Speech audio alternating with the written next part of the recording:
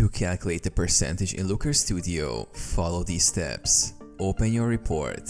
Open the report where you want to calculate the percentage. Add or select a chart. Either create a new chart or select an existing chart that contains the data you want to calculate the percentage for. Create a custom field. In the data panel on the right, click on Add the field under the Dimensions and Metrics section. Name the field such as Percentage Calculation. In the formula editor, use the formula to calculate the percentage. For example, if you want to calculate the percentage of a metric, the formula could look like this.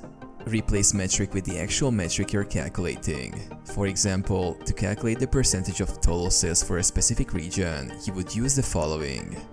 Apply and save. Click Apply to save the custom field. The percentage will now be calculated for the selected metric. Format the field. If needed, format the custom field as a percentage. Click the field, then in the Style section, choose Percentage as the format.